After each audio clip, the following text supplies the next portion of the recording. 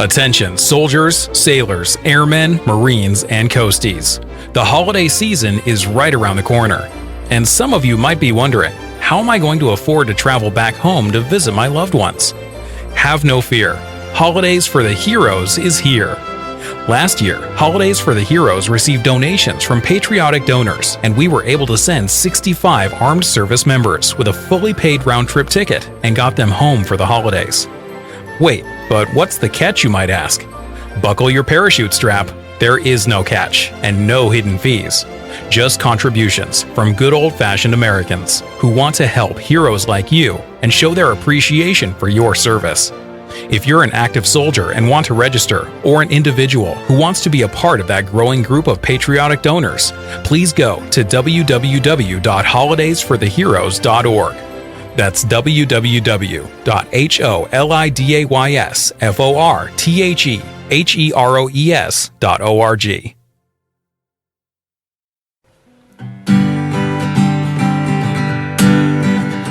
Coming to you from underneath a peach blossom, it's time for an episode of Be Awesome.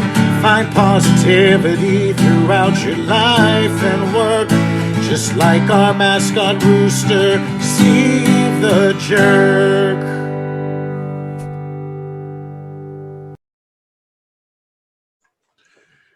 Hello and welcome, Be Awesome listeners, to episode 94. This is this one I got to tell the how we got to meet and just proof positive that awesome sticks close together.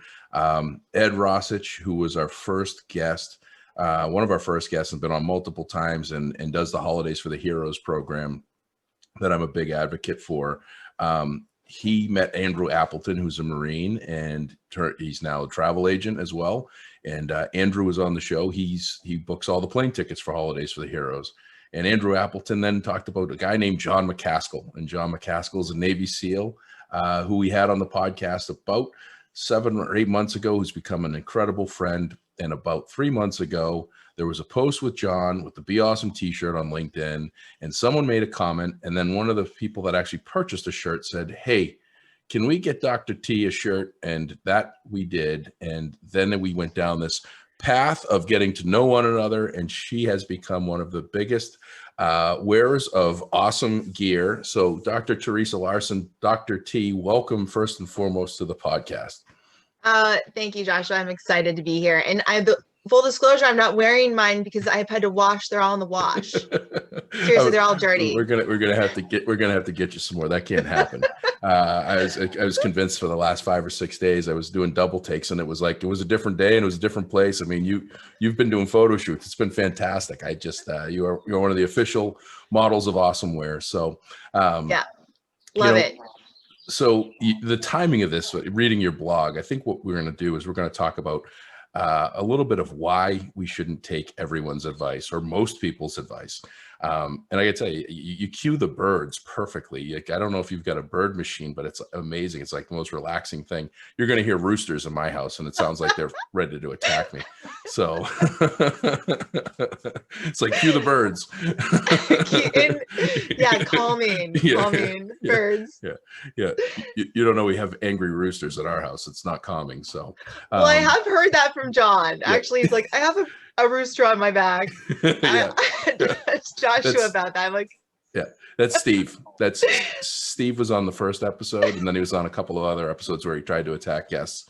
So he's known as Steve the Jerk, and he is just that. So, but let's talk about taking people's advice, because I thought this was just like the timing of it was about 20 minutes before we were coming on, and you published this on LinkedIn, and I was like, oh my God, this, like, I think anyone and everyone has been in your shoes where we took advice from the wrong people. Yeah. Oh yeah. It's, I mean, those, I gave the 3 probably ones that stood out that were just like the WTFs of the bunch, but I've had a lot, and so has everyone else. And I think what's really, obviously early on, I would say in my 20s, when I got people's advice, I was like, I would let it define me. I let those words actually sink in, and because they were people that were close to me. And of course, by doing that, you kind of feel like you can be on this roller coaster. And you end up finding that you always need people's advice and you're always searching externally versus, after kind of going through some deep personal development, it's like, no, you got the answers inside. And then you start to realize, like, not to get too much into psychology, but everyone looks at life through their own filter. And so you really got to look at who is giving you and dishing out this advice. And my dad would always tell me that, but I didn't actually listen until, I hit some rock bottoms.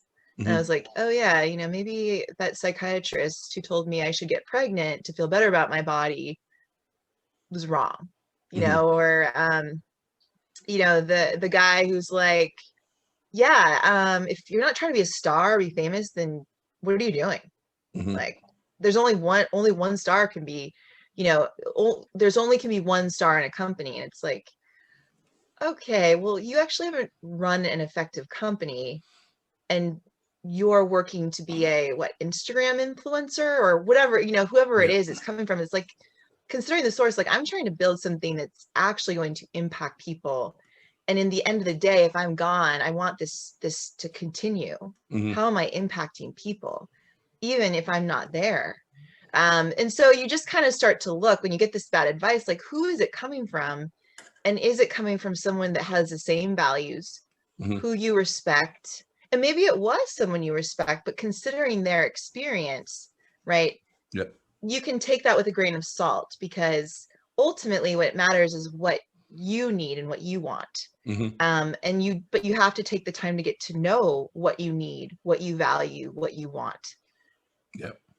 So, I mean, and a couple of things. One was your father saying was, what was it about the heart, the head to the heart, the longest, the longest journey trip people will take is from their head to their heart. Yeah.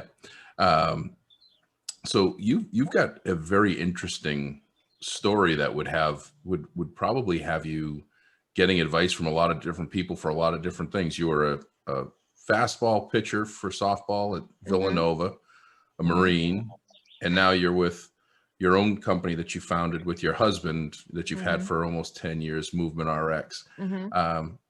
Tell us a little bit more about your journey, and then, kind of how this, has evolved, and then kind of full circle, how you came about saying, time out, I'm not going to take.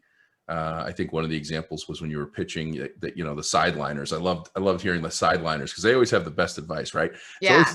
I love going to sporting events and listening to people insult professional athletes. It's like, you're standing in the stands and you're going to get winded walking to your car, and you're mad because they ran 99 yards and didn't do 100. It's like, come on, man, what are you doing? But people listen, and you touched on Instagram influencers. It seems like everyone's an expert. Like, I don't want to insult Clubhouse, but I joined Clubhouse about 2 months ago, and they've got all these rules about being nice to one another. And it's just a bunch of, for the most part, and I'm probably going to the wrong rooms. I'm sure there's some good rooms, but it's a bunch of blowhards that know everything, that want to tell the world how much they know. Yeah. And there's really no proof in the pudding. And so I think we have a large part of society that's looking for answers from other people. Yeah. And instead of doing what you did. So I'd love to hear kind of where the parts of your life, or what what was the secret sauce that got you to stop that? Because I think that's what people want. Well, okay, that's a good question. A big question. So yeah, I mean, growing up, right? So growing up as an athlete, I lost my mother when I was really young, and so I grew up with 2 older brothers and my father, and sports and being just a good student in sports kind of got me exposure. Just say that. So like, and it got me accolades at home too, right? Like my father was like proud of me, and I got feedback, right? We get feedback from like, oh my gosh, she's an amazing athlete, or you're doing good in school, good for you. So I started to build my self-esteem off of the need to please and the need to succeed and like accomplish. So I was kind of like an accomplishment junkie, like what's next? What's next? What's next? And I still love accomplishments. I just know how to keep it in check now, like but that need for accomplishment like defined me. And so then when I would get feedback, like you're doing good or you're not doing good, it would like, if I wasn't doing good, it would feel like it would crush me, like really hit deeper than it should. And then when I did well, it was like, oh my gosh, I'm the best person in the world. This is amazing. You know, I'm so great.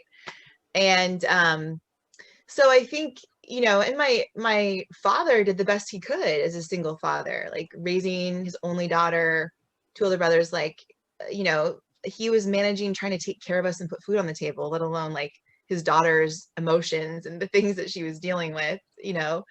And so going into high school, I really crushed it in sports and got known for what I was a pitcher, and then went to college, got a scholarship, did well there too. But again, now we're playing 80 games a year versus the standard 20.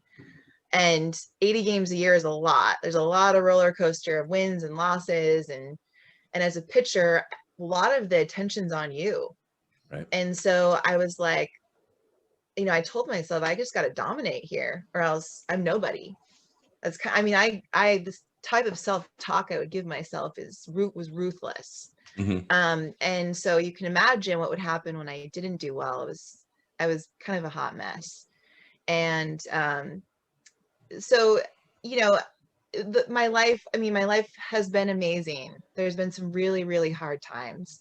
And by hard, I mean hard. And I've had to like continue to pick myself up. And I've had, for a long time, my father was there. I had good friends. Sometimes I didn't have good friends, but for the most part, you know, I've had really good people in my inner circle. And I did well in college, and then but still struggled. And I started to develop like disordered eating patterns in college. And just because that was my way of coping. It was like, okay, I can't control this emotion that I have. Like, I'm freaked out. I lost these 2 games and everyone's looking at me like you're a piece of shit. Excuse me. I don't know if you can swear on this thing, but you know, which were they? No, you know, but that's the story I told myself. And now I'm going to have disordered eating and just struggle with the kind of yo-yo dieting, et cetera, because that was the one thing I could control.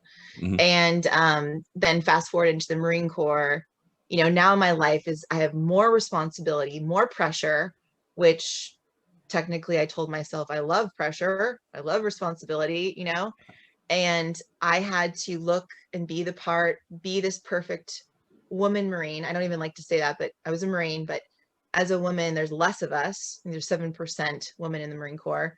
I had to look and be the part, not fuck around, right? Like, this is my job. Don't make friends. You be an influencer, right? Do your job. And so all that pressure just started to like, you know, it just started to like add on itself. And eventually it just gave into it. Like, I had a full-blown eating disorder. And a lot of it was because I was needing this external reinforcement.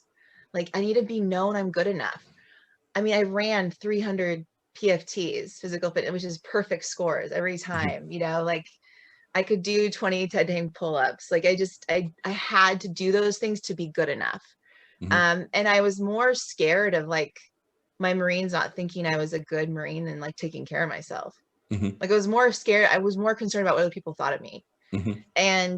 And then it just, at some point you just hit rock bottom. And unfortunately I did, and couldn't keep up with that. And then I went on this really hard journey figuring out who I was and what I wanted, and stop forgetting what people think of me. And like, what do I want? What does I want my life to look like? Do I want to be in this roller coaster mental state all the time? Do I want to be I don't want to have bulimia, right? Like, disease, like I could choose to heal from that disease, right? That's the disease I ended up developing. And I chose to get help. I chose to work through it. I chose to take on the embarrassment that came with that. And by choosing that, it was really hard, but I started to learn, okay, the Marine Corps isn't the most healthy place for me anymore. I need to transition. What do I want? I want to be healthy. I want to follow my goals of being in the medical industry. I want to have a healthy relationship, a healthy boyfriend, right? Like I want to have good relationships with my family. But I started to look inward, essentially at that phase of like having to ask for help as a young Marine officer. Mm-hmm. Was both a hard and freeing experience because I finally started to look at like, what do I want? And then, this decision to become a physical therapist was my decision. It wasn't my father's decision. It wasn't anyone else's. It wasn't like, this is a cool decision for me. And then, the psychiatrist that told me you should be pregnant. Well, he just really isn't a good eating disorder psychiatrist. Like he's mm-hmm. a little limited in what he knows. Mm-hmm. Like that just didn't feel right. Like that.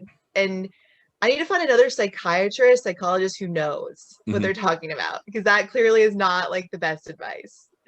And so I started to like look at these things people are saying and saying, that's not quite right. Like coming from your viewpoint, I think you're not a specialist in eating disorders, so I'm not going to listen to you. Mm-hmm. You're not a pitching coach, so I'm not going to listen to you. You're not my freaking dad, so I'm not going to listen to you. Mm-hmm. You really, like, your relationships are, to me, kind of questionable, so I'm going to not listen to you.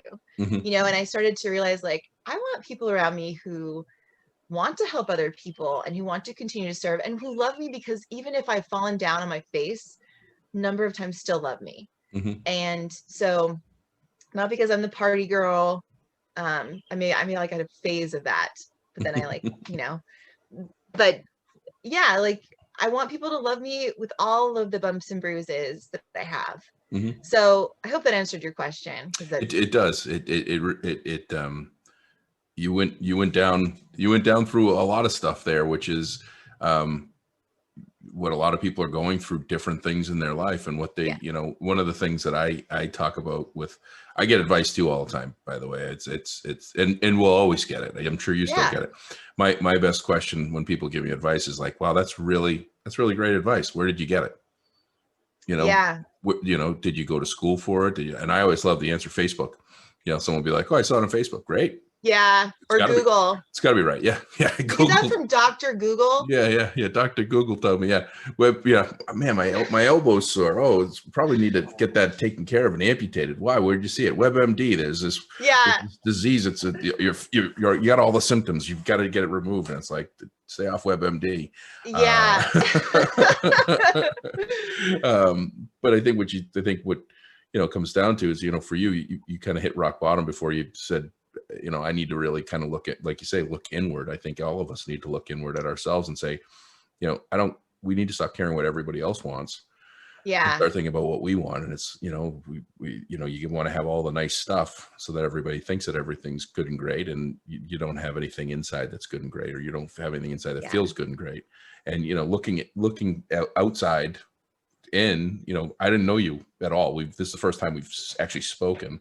Mm-hmm. We've had dialogue and some back and forth on LinkedIn with some comments and things, but up until 4 minutes before we came on, your life looked like it was pretty much in the driver's seat, and it's been good all along. Grew up probably scholarly because you're a doctor now. You've played not professional, but you played college softball and got a full scholarship, so that's got to be great. And you've got a very successful business. So like, you had the world in the palm of your hand your whole life. Everything was great. And then listening to you share some of this stuff, it's like, wow, no, that's, you had a journey just like everybody else. Yeah. Yeah. Well, that's the thing that I really want people. I think the secret sauce you're talking about was the secret sauce was just taking a pause, like the learning how to take that pause of like, and taking time. I always go back to what my, I didn't know it at the time. Like when I asked for help, when I was in the Marine Corps, was that kind of transition moment of like, okay, damn, I needed some help here. Like I'm going down a not healthy path, and I could hurt myself and someone else doing what I'm doing. Mm-hmm. People love me. I need to learn to love myself. So that was like a turning point, and it was through my faith, stillness and quiet, to be honest, like faith aside, like just learning how to be still and quiet and be with myself, and like actually listen to what gets me excited, what do I want to feel like? Are these people in my life good, or do they kind of cause me some anxiety because of some of their decisions, or are they doing good things with their life? Like, do the people that inspire me? It started to like really like take inventory of, oh, the bird's right outside my door right now. Take inventory of my life. And it was hard to do. I mean, gosh, it's such a scary place when you're in your head and you're like there, right? So I wrote a lot of stuff down on paper, and I didn't always have the greatest support network around me too. Like I had good people, but like when you're struggling with a disease like an eating disorder, people look at you kind of like, what's wrong with you? Do you have a problem going out to eat? Like is it eating brownies is the issue? Well, no, obviously, and this is society in general, like, no, an eating disorder is an addiction like anything else. It's like shooting up cocaine, or downing yourself, smothering yourself in alcohol. Like it's the same thing. It's just different drug. And so I think the secret sauce is like taking a step back to give myself a chance to be still and quiet and like pay attention to me and start to like unravel this internal world and get help for pieces of figuring things out from people who know what they're doing, not from like the friend on Facebook or Google MD. Well, that isn't that Google MD.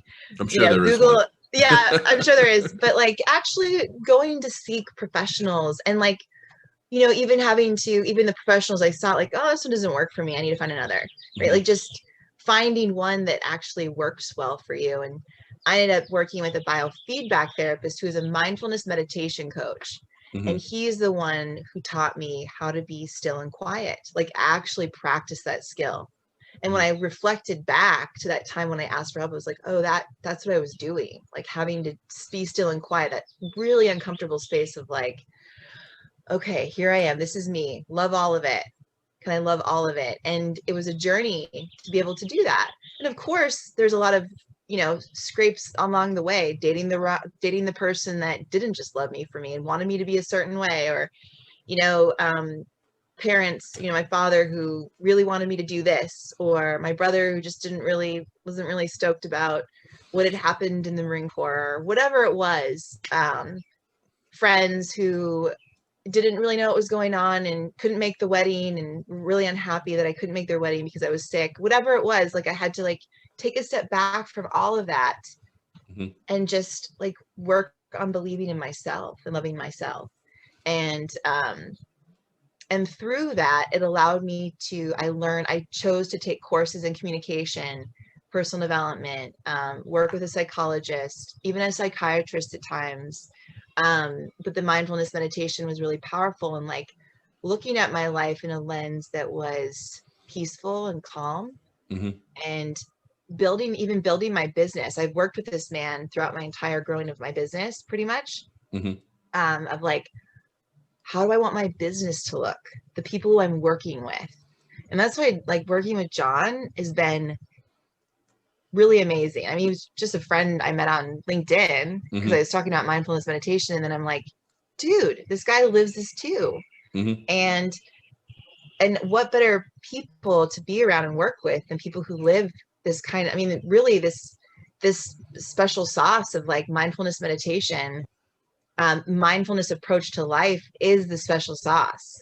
It's that pregnant pause, I call it, pause that you take to just be still and quiet. And who else is doing that kind of work?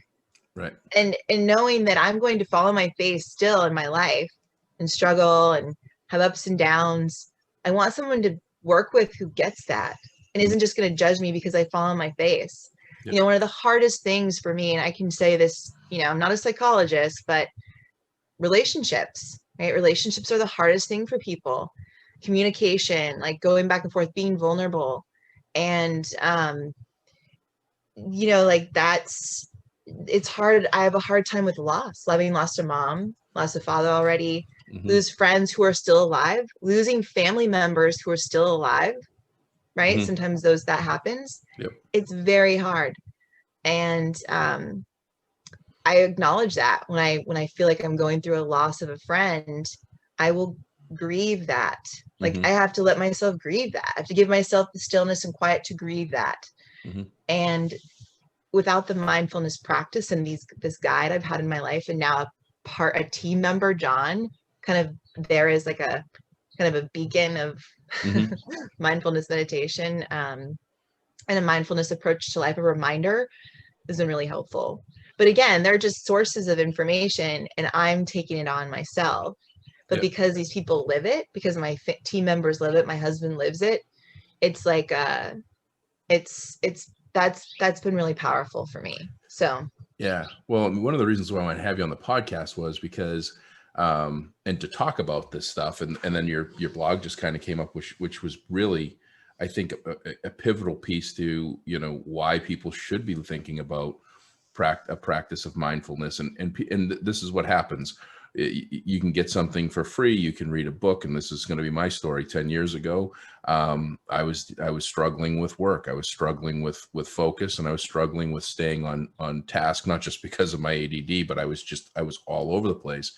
And I was suggested that I practice mindfulness and meditation.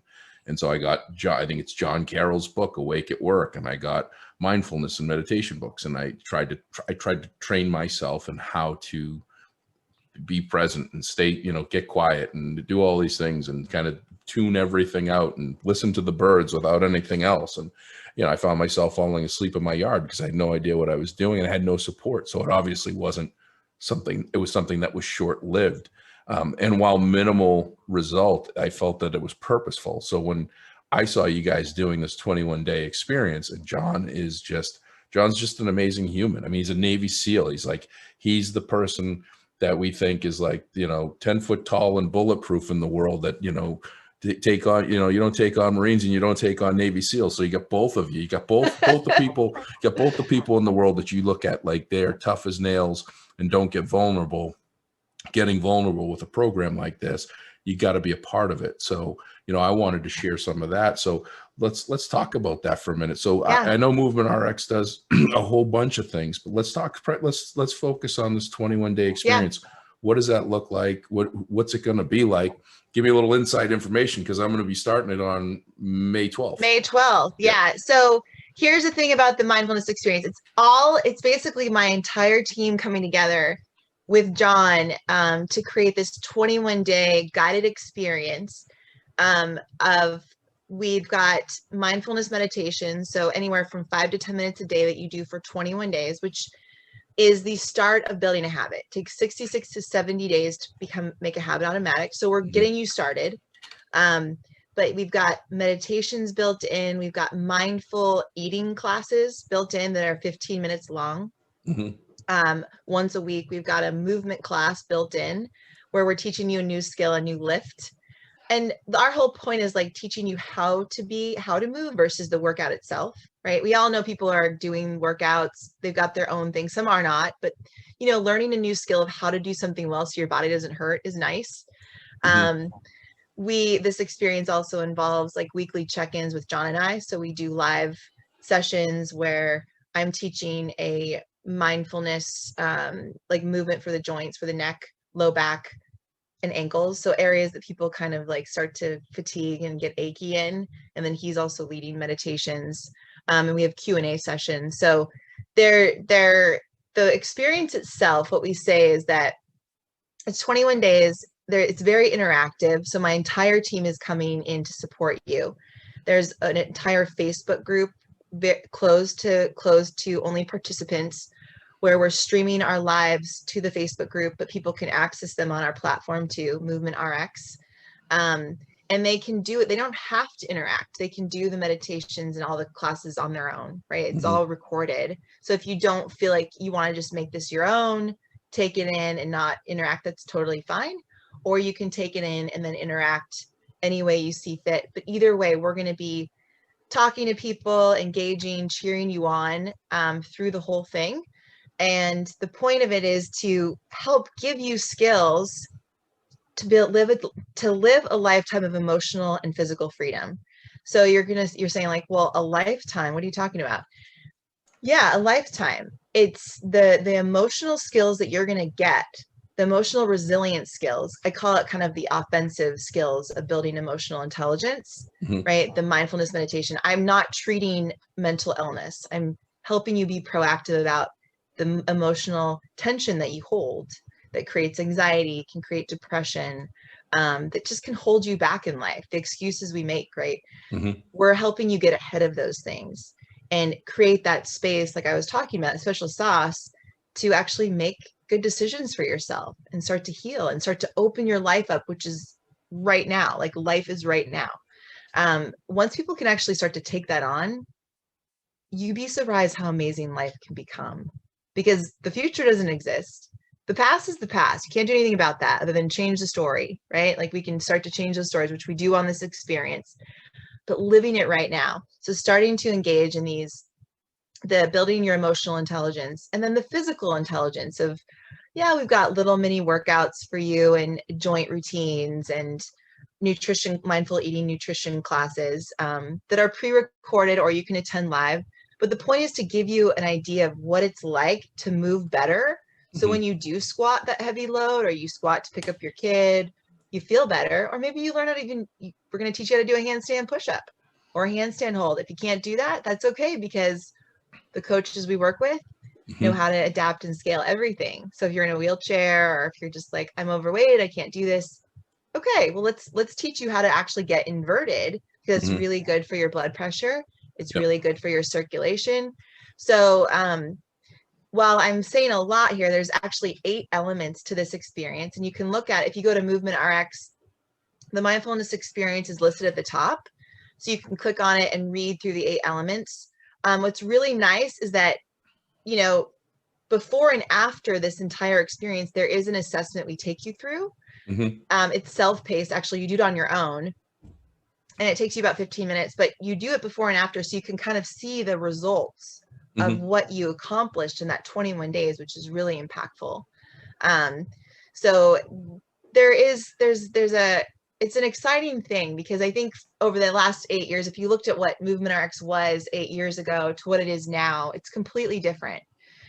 And it's built off of the principle of what my husband and I, who run it, need it to be for the health of our family and what we feel is needed out there in the world. Right? I'm a health provider, and what I see is that people are just treating pain.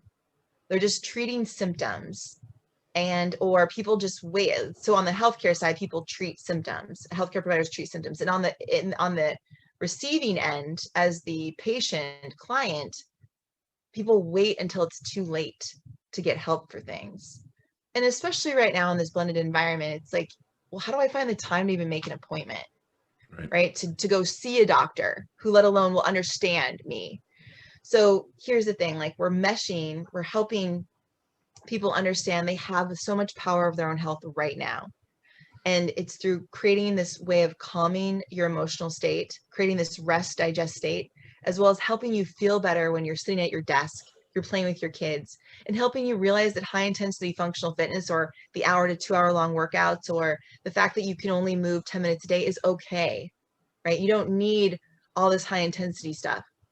What you need is movement in your joints. What you need is to get started.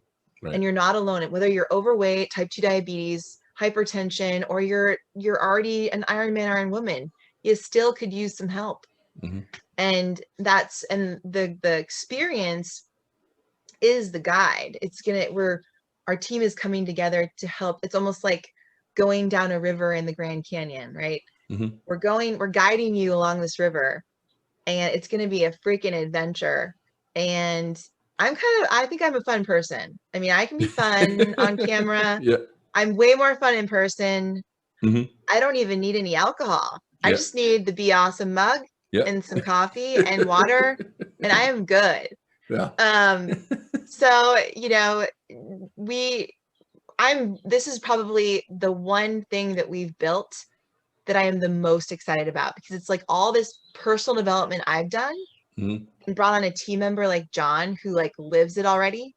And then adding my movement team to it, it's like, bam, this is what the world needs. Total package. For $4.62 a day. Yeah. About the cost of a venti coffee. And I haven't Exactly. I haven't had one of those in 6 weeks, but you can put it in that coffee mug. So I'll tell you what, anybody that registers for your 21-day mindfulness experience gets a Be Awesome coffee mug. We'll figure out how to get it to them. So we'll have to, anybody that signs up from being listening to this podcast, if anybody signs up, we'll send them a coffee mug. Because I mean, you've shown it on the video for people that are listening. It's popped up a couple of times. It's great. Oh man, so, I am a coffee drinker. I even put my kombucha in here. I've been drinking kombucha for a couple of weeks now. I'm hooked. I'm hooked. It's so good. Gingerberry, I think, is my favorite one. I have that quite often. So, well, that's great. So so they can go to movementrx.com. Is that the website? Yep. So they can go to movementrx.com, movement-rx.com. And at the top, you'll see mindfulness experience there.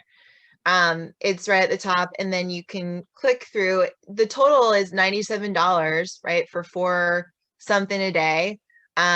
It doesn't have the costs on the main page, but you can look and see kind of who it's for you, what it's about, and the 8 elements. And then it starts May 12th. So here's the thing, like, we don't have signups after that. We will run other experiences, but they're every 6 weeks. So if you want to be part of this one, right, you have to sign up by May 11th at midnight, because this isn't like, oh, you can just sign up whenever in May. We want to guide you together on this 21-day experience. So everyone starts on day 1 and everyone goes through each day together. And this private group is just for this group. It's one class. Yep. And as we do other classes, there'll be other groups. Mm-hmm. But this class, it's really important that it's we know traveling's tough right now. We know that this sense of connection is tough. This is where we're connecting, is on our platform and in the group. So, we know not everyone does Facebook, and I'm not a social media. I have my time and place for it, but at least this group will be a wholesome, healthy, fun, supportive group, where you'll feel loved and cared for. Cool. Well, I'm looking forward to it. So I'm signed up. I'm ready to go. I can't wait, and I'm looking forward to learning more. And I'll probably sign up for the one 6 weeks from then, and the one for 6 weeks from then, because I think it's going to be pretty phenomenal. So, So how can people get a hold of you for? They can go to the website. You're on LinkedIn? I'm on LinkedIn. You can email me too. There's a general email that always comes to me. It's getbetter@movement-rx.com. Okay. So easy way. So whatever questions you have, it can go to the right person. If you want to get in touch with me, just say Dr. T in the subject line. Yeah. But if you have questions about the experience, I've got some people that can help answer that, sometimes better than me. I am the content actor, creator person. Mm-hmm. And when it comes to any technology questions, don't ask me. Okay. Just don't. Yeah. You got a solid team. I looked at the About Us page. I mean, you guys are doing great things, and we'll have you on another episode to talk about all the other great services that you provide to make people feeling better. Thank you very much. This was great. This was great to get to know you, and I'm looking forward to getting to know you more. And amazing how the power of LinkedIn. I always talk about kind of how social media can be your worst enemy, but sometimes it can be your best friend if you look for the right things in the right places. So I would say I agree, Josh. I love LinkedIn has been my favorite. I've been an introvert. If you read this article I wrote, right, for those listening, if you read the article on the worst advice, I'm highly introverted. And so just when I did write my book years ago, I was told I need a website and I need social media. I need Instagram and Facebook. And it was just okay, let's do this. And it just seems like a cesspool to me of just overwhelming notification. I mean, I've turned them all off, but it doesn't work for me. And I'm like, well, how am I going to grow this business, right, without it in this day and age? And I've found ways, right, that are authentic to me, which again, going back to the special sauce of taking that time for what I need, figuring out what is it that I need, and finding the right avenue. And LinkedIn has been that right avenue. I've connected with amazing people there. had amazing conversations that's led to friendships like this. Mm-hmm. And so it doesn't need to be all. Right. It's like, find what's authentic to you. And then there's lines of work that I found that don't require any social media, no publicity. It's just all like behind the scenes work, but big swings. And it's just through taking that time to like, okay, what do I need in my life? Like, what kind of opportunities do I want to bring to my team? So it's I can't speak more to the stillness and quiet time. So I'm really thankful to meet you too. You as well. That's the stillness and quiet is going to be a tough one for me, especially in this house, but we'll give it a try. Dude, I get it. I'm in the garage and I put on my earphone or earplugs sometimes when my husband's home, like, just give me 5. Okay, 5. Not even listening to anything, just using the soundproofing of the headphones. Yes. Just to drown it all out, other than the birds. Well, other than the birds. Yes. Well, this was great. Thank you so much. And we'll see you on May the 12th. Sounds good, Joshua. Thank you. Awesome. Well, that will do it for another episode here. If you want to join for the 21-day experience, please do. I'll be there. And if nothing else, think about the people that you're taking advice from and how you're taking it, and don't take it too much to heart. Just take it for what it is. And it might not be anything, and it might be something. So, but do not just listen to folks and let it camp out in your brain, because it can make things tough. As always, you can find us everywhere, and we love likes, shares, comments. If you have any questions or you want more or want less, send josh@beawesome.com an email and let me know, because I do listen. And if you do a rating and review on our podcast, that does get you a free t-shirt. And they're great shirts, and especially if you get it for free. So, so until next time, if you can be anything, be awesome.